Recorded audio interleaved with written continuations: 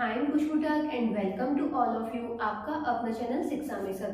तो अभी अपन जो क्वेश्चन कर रहे थे वर्क पावर एनर्जी के, वर्क पावर एनर्जी के किस टाइप के ऑब्जेक्टिव क्वेश्चन आ सकते हैं एयरफोर्स, एनडी और नेवी के एग्जाम में। प्रीवियस लेक्चर में भी अपन ने कुछ क्वेश्चन डिस्कस किए थे, अब आज कुछ और अपन क्वेश्चन डिस्कस करते हैं। स्टार्ट करते हैं अपन फिफ्थ क्वेश्चन से। अभी जो अपन क्वेश्चन सॉल्व कर रहे हैं वो सॉल्व कर रहे हैं आर्यन बुक पब्लिकेशन में से, तो जिसको भी डाउट है वो देख सकते हैं। फिफ्थ क्वेश्चन है when the kinetic energy of a body is increased by 300% then momentum of the body is increased by।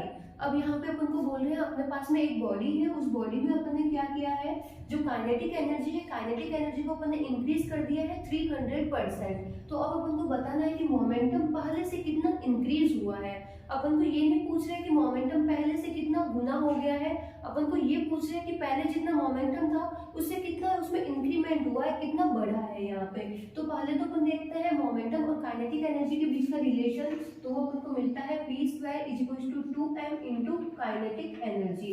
अब यहाँ पे अपन दो स्टेज की बात कर रहे हैं, एक है इनिशियल स्टेज और एक है सेकंड स्टेज।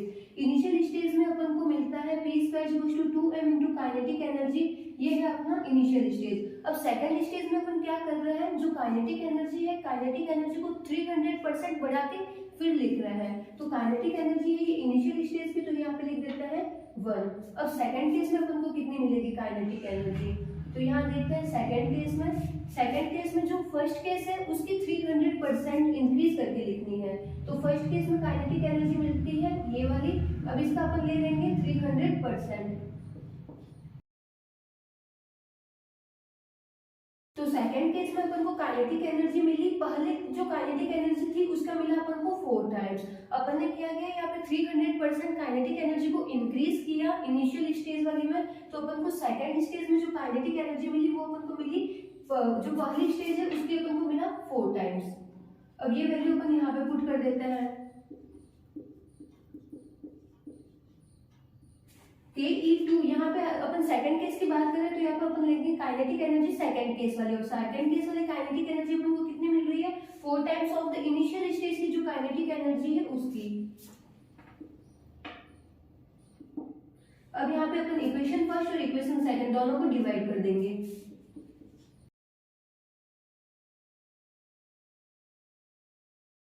तो यहाँ 2m से 2m कैंसिल हो जाएगा, Ke1 से Ke1 कैंसिल हो जाएगा, तो अपन को मिला p1² / p2² = 1/4।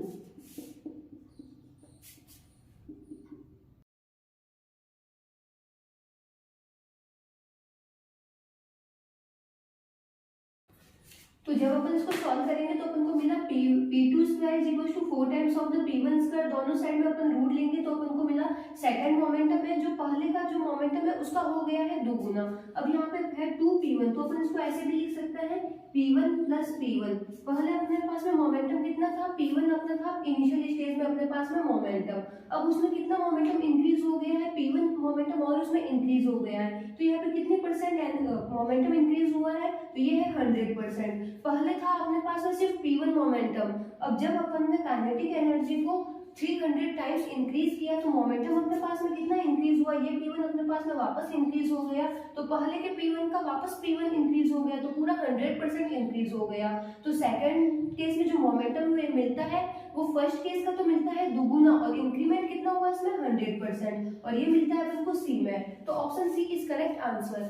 नेक्स्ट क्वेश्चन देखते हैं। तो नेक्स्ट क्वेश्चन है a particle move along the x-axis from x = 0 to x = 5 meter under the influence of the force given by F = 7 - 2x + 3x² Newton, work done in joule।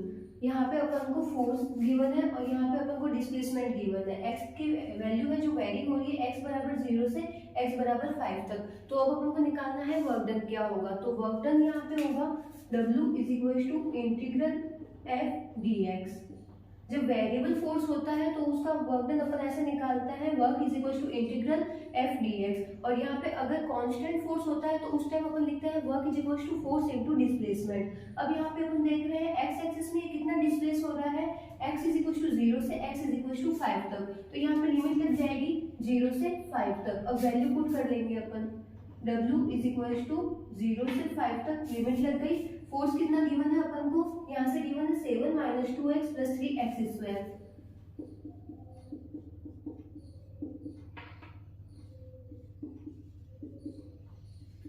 अब यहाँ पे जो अपन को force given है अपन उसका कर लेंगे इंटीग्रेशन और फिर लगा लेंगे यहाँ पे लिमिट।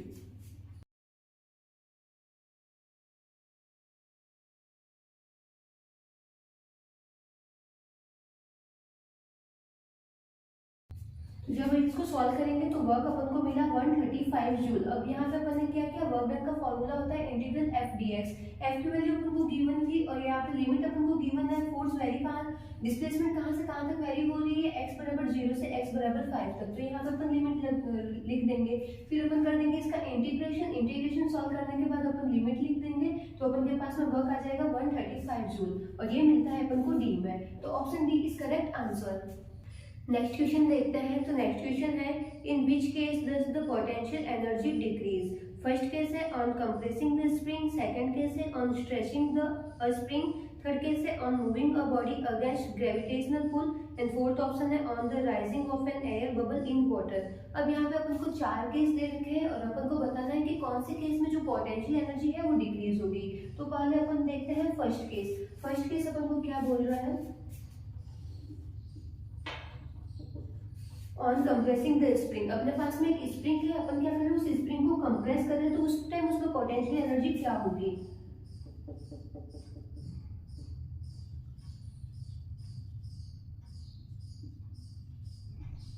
यहाँ पे अपन ने स्प्रिंग लगा दी और स्प्रिंग से एक ब्लॉक को अपन ने अटैच कर दिया। जब अपन इसको कंप्रेस करेंगे तो ये ऊपर की तरफ शिफ्ट होगा, तो यहाँ पे लगेगा स्प्रिंग फोर्स। अब इसका देख रहे हैं अपन डिस्प्लेसमेंट, इसका कुछ ना कुछ डिस्प्लेसमेंट होगा, डिस्प्लेसमेंट हो रहा है इसका ऊपर की तरफ, जबकि स्प्रिंग फोर्स कहाँ लगेगा, नीचे की तरफ।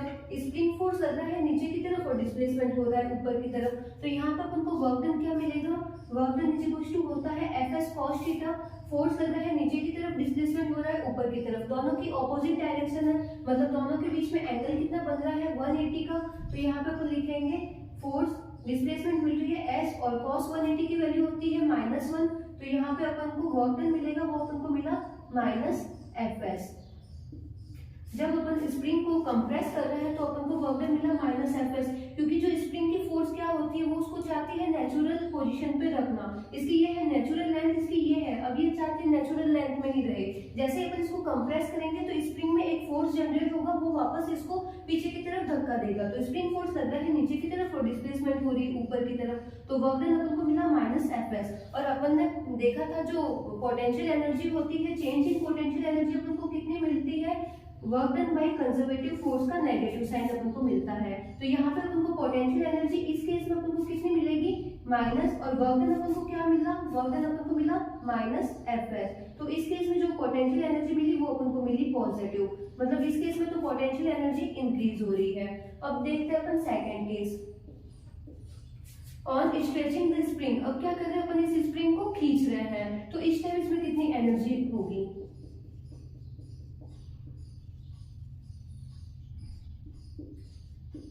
अपन ने स्प्रिंग से एक ब्लॉक को अटैच कर दिया m मास का। अब अपन क्या कर रहे हैं, इसको खींच रहे हैं, तो ये ब्लॉक नीचे की तरफ आ जाएगा, तो इसका आएगा डिस्प्लेसमेंट नीचे की तरफ। अब जो स्प्रिंग फोर्स क्या इधर लगेगी, स्प्रिंग फोर्स लगेगी ऊपर की तरफ, क्योंकि ये अपनी नेचुरल पोजीशन, इसकी जो मेन पोजीशन है ये मेन पोजीशन पे ही रहना चाहेगा। जब अपन इसको नीचे की तरफ कंप्रेस करेंगे तो वापस फोर्स लगेगा ऊपर की तरफ, और जब अपन इसको ऊपर की तरफ कंप्रेस करेंगे तो फोर्स लगेगा नीचे की तरफ। तो यहाँ पे भी अपन देख रहे हैं फोर्स और डिस्प्लेसमेंट दोनों है ऑपोजिट डायरेक्शन में, एंगल बन रहा है 180। तो यहाँ पे वर्क डन क्या हुआ, वर्क डन होता है force into displacement into cos theta. अब cos थीटा की वैल्यू कितनी मिलेगी, cos 180 होता है माइनस, तो यहाँ पे अपन को वर्क डन मिला -fs। अब यहाँ पे भी अपन निकाल देते हैं पोटेंशियल एनर्जी कितनी होती है, negative work done by conservative force, तो यहाँ पे पोटेंशियल एनर्जी हो जाएगी नेगेटिव, और वर्क डन अपन को कितना मिला -fs।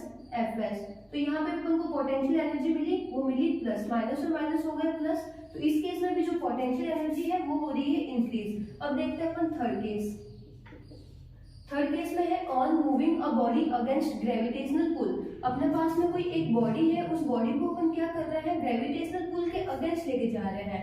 ग्रेविटी की वजह से तो चीजें आती है नीचे की तरफ, तो अपन क्या कर रहे हैं, ग्रेविटेशनल पुल मतलब ग्रेविटी इसको ले रही है नीचे की तरफ खींच रही है। अब अपन इसको लेके जा रहे हैं ऊपर की तरफ, तो इसका जो है ना फोर्स किधर लग रहा है, फोर्स लगेगा, इसका कुछ ना कुछ मास होगा, तो इसका ग्रेविटी की वजह से वेट एक्ट करेगा डाउनवर्ड डायरेक्शन में mg, और अपन इसको लेके जा रहे हैं ऊपर की तरफ। मान लेते हैं अपन h हाइट इसको और ऊपर की तरफ लेके जा रहे हैं। दोनों के बीच में एंगल कितना बन रहा है 180। तो इस केस में अपन को वर्क डन कितना मिला, force into displacement into cos theta. Force अपन को मिल गया mg, डिस्प्लेसमेंट हो रहा है इसका ऊपर की तरफ h, और cos 180 की वैल्यू होती है -1। तो अपन को वर्क डन मिला -mgh। इस केस में देखते हैं जो पोटेंशियल एनर्जी क्या होती है, work done negative work done by conservative force. तो यहाँ पे पोटेंशियल एनर्जी हो जाएगी नेगेटिव, और वर्क डन अपन को कितना मिला -mgh। माइनस और माइनस हो गया प्लस। तो इस केस में भी जो पोटेंशियल एनर्जी है वो अपन को मिली पॉजिटिव, मतलब इस केस में भी पोटेंशियल एनर्जी इंक्रीज हो रही है। अब अपन देखते हैं fourth case, on the rising of an air bubble in water. यहाँ पे अपन को बोल रहे हैं अपने पास में एक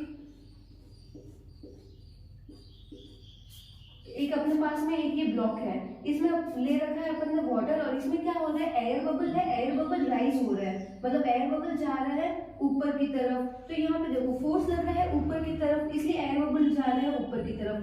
फोर्स भी इनका लग रहा है ऊपर की तरफ, और डिस्प्लेसमेंट भी इसमें हो रही है ऊपर की तरफ। तो यहाँ पे कितना वर्क डन अपन को मिलेगा, वर्क डन होता है force into displacement into cos theta. और फोर्स भी लग रहा है ऊपर की तरफ, और डिस्प्लेसमेंट भी हो रहा है ऊपर की तरफ। तो यहाँ और कॉस 0 की वैल्यू होती है 1। तो यहाँ पे अपन को वर्क डन मिला FD। अब इस केस में अपन देखते हैं पोटेंशियल एनर्जी कितनी होती है, minus work done by conservative force. तो पोटेंशियल एनर्जी हो गई माइनस, और वर्क अपन को कितना मिला FD। तो अपन देख रहे हैं इस केस में जो पोटेंशियल एनर्जी आ रही है वो कैसे आ रही है, नेगेटिव। तीनों केस में जो अपन को पोटेंशियल एनर्जी मिल रही थी वो मिल रही थी पॉजिटिव, और फोर्थ केस है उसमें अपन को पोटेंशियल एनर्जी मिल रही है नेगेटिव। तो फोर्थ केस में जो पोटेंशियल एनर्जी है वो हो रही है डिक्रीज। तो यहाँ पे option D is correct answer. Potential energy कब डिक्रीज होगी, on the rising of an air bubble in the water. Next question देखते हैं। तो नेक्स्ट क्वेश्चन है, a body is initially at rest, it undergoes one dimensional motion with constant acceleration, the power delivered to it at time t is proportional to। अब अपन को power का time के respect में relation बताना है कि power time से कैसे प्रोपोर्शनल है। तो अपन देखते हैं पहले पावर क्या होती है, पावर होती है फोर्स इनटू वेलोसिटी। अब यहाँ पे अपन को बोल रहे हैं बॉडी इनिशियली है रेस्ट कंडीशन में, तो लीनियर मोशन की अपन फर्स्ट इक्वेशन देखते हैं, v is equal to u plus at। अब इनिशियली बॉडी कहाँ है, रेस्ट में। अब body is initially at rest, मतलब उसकी जो वेलोसिटी हो जाएगी, इनिशियल वेलोसिटी हो जाएगी 0। तो ये वाली टर्म हो गई अपने पास में 0। तो वेलोसिटी अपन को कितनी मिली, final velocity v is equal to at। अब यहाँ v की जगह अपन लिख लेंगे v is equal to f into v की जगह अपन लिखेंगे at।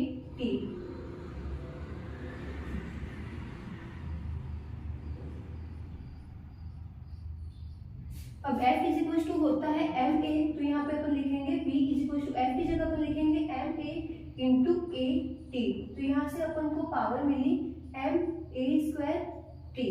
यहाँ पे अपन ने क्या किया, पावर थी, पावर होती है फोर्स इंटू वेलोसिटी। फोर्स की जगह अपन ने लिख दिया ma, और वेलोसिटी की इक्वेशन होती है v is equal to u plus at। Body initially है रेस्ट कंडीशन में, तो u की वैल्यू होगी 0, तो v मिला अपन को at। यहाँ पे अपन ने वैल्यू पुट की तो अपन को पावर मिली ma² t। अब यहाँ पे अपन देख रहे हैं जो पावर है वो टाइम के प्रोपोर्शनल है, जैसे जैसे अगर टाइम बढ़ेगा वैसे वैसे पावर बढ़ेगी। अब यहाँ पे अपन को रिलेशन पूछ रहे टाइम के रेस्पेक्ट में, तो टाइम के रेस्पेक्ट में जो पावर अपन को मिलती है वो मिलती है प्रोपोर्शनल, और ये मिलता है b में। तो option B is correct answer. और बाकी के क्वेश्चन अपन करेंगे नेक्स्ट लेक्चर में। Thank you.